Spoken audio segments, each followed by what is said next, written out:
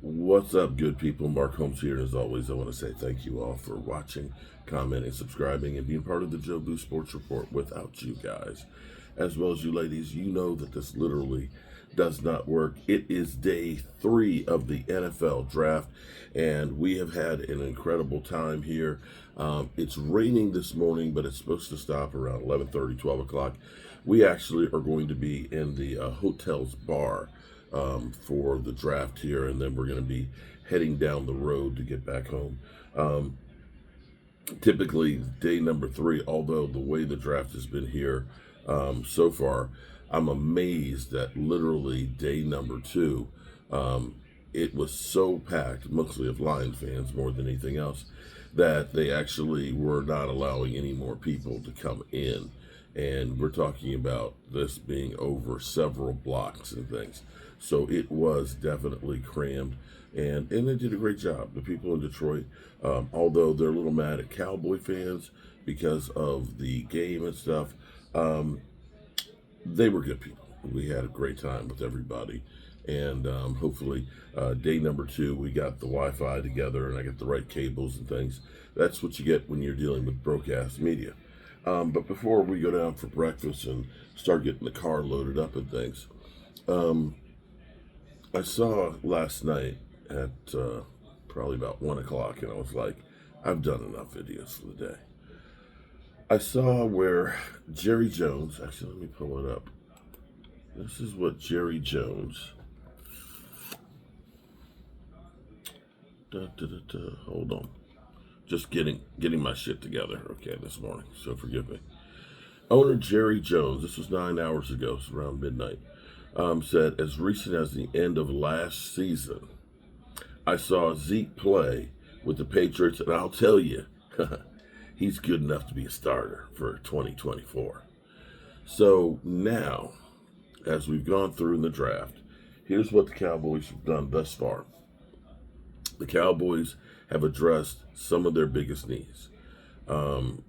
Right now, we've got the next generation of offensive linemen. We'll find out if they're going to be great or not. You know, if Tyler Guyton is going to be the next Tyron Smith. Bill Belichick, for what it's worth, had him rated as his 24th rated player in the draft. Although Bill Belichick has had some problems drafting talent the last couple of years, so take it as you will with that. I think that he can definitely be a stud. Marshawn Nealon is definitely the heir apparent for DeMarcus Lawrence. He is a great run stopper. He needs to work on his pass rushing, but definitely, I think he said he has a 99 grade since 2022 in run stopping. So definitely one of those things that the Cowboys need help with. The thing that's interesting, going back to Zeke Elliott, is Jerry Jones saying that Zeke Elliott is good enough to be a starter, and we hear that the signing of Zeke Elliott can happen at any moment. Is this a smokescreen?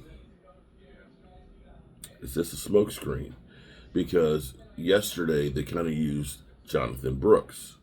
That, Jonathan Brooks, he's the best interview that we'd had with a guy in the last 20 years, and he's a guy we want to draft. We want to draft him. And he really sold this shit hard. He sold this shit hard. Pause. And it ended up being that Carolina, thinking that the Cowboys want to get him, ended up trading up, giving up a king's ransom to get there to take Jonathan Brooks, a guy who does have an injury history. So are we looking at Zeke Elliott and signing of him and Jerry Jones basically saying he's going to be a starter to make teams relax and say, okay, I can let that running back fall? Because remember, we don't have a pick in the 4th round as we are currently constructed, and the Cowboys may be interested in getting that running back and want people to think, oh, the Cowboys aren't worried about a running back, so we can wait, and then they get the player that they want. But so far in the draft, I know it doesn't matter. It doesn't matter what Mel Kiper's ratings are. Doesn't matter what, anybody on 105 Fan says on this. It doesn't matter what I say or Game Time or anybody about how this draft grade is. Because here's the thing. When they give you a draft grade right now, they're grading it on what they think these players are going to be.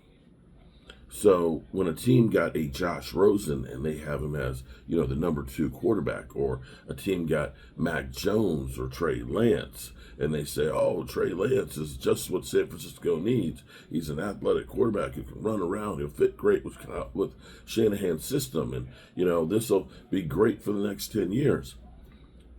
That's by their perception of what's going on now.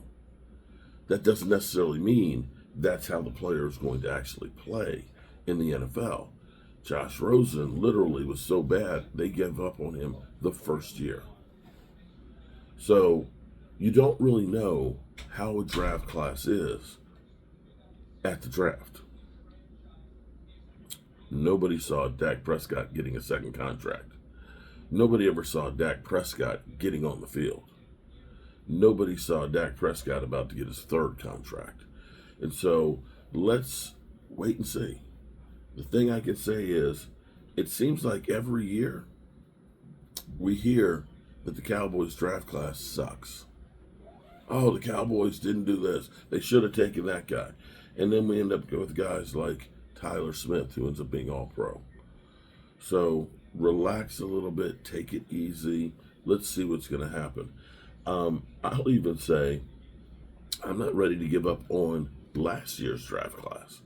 I think, one, most of them didn't get that much of opportunity because other guys that were playing in front of them. And two, we had a lot of injuries that slowed him down. Schoonmaker couldn't have OTA workouts because he was dealing with his foot and things. And that carried all the way through to training camp. And when you're a rookie, your eyes are wide open and you need as many reps as possible. Mozzie, Dan Quinn, I'm trying to understand Dan Quinn because it seems like they kept drafting big guys. They got Quentin Bohannon. I was excited about him. They ended up getting John Ridgeway. Of course, they get Mozzie. And what Dan Quinn constantly wants to do is turn him into something else instead of them being a big guy in the middle. Well, if you are a big guy and you play in the middle, Cowboys definitely want you. The thing with the Cowboys is they're going to be able to stop the run. And I think that's going to fit perfectly if Diggs comes back healthy, if Teron Bland takes another step. Maybe if they bring back Stephon Gilmore, that your back end will be able to go one-on-one with people and just let that defense be able to, that defensive front seven, shut down the run.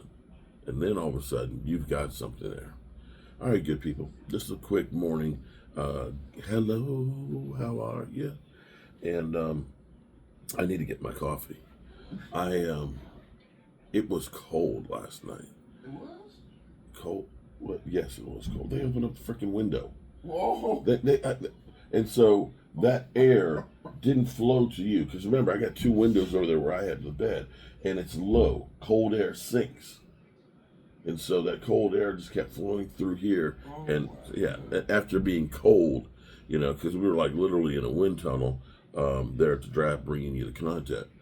And I have no voice, which will probably make the trolls happy. But then again, maybe it won't, because I think the trolls actually like to come in here and hear me talk. They love you. I don't understand that, but it is what it is. But a shout out to my guys. We've had a great time. Yeah. The only mistake that was made was David Wiley getting mom's spaghetti. Nah,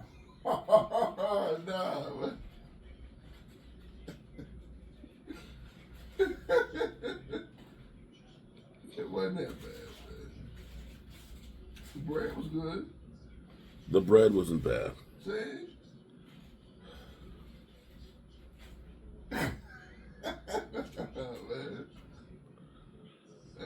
Sorry, Eminem. I love your music, bro. But your mom,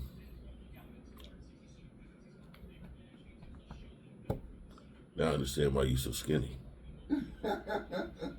Peace.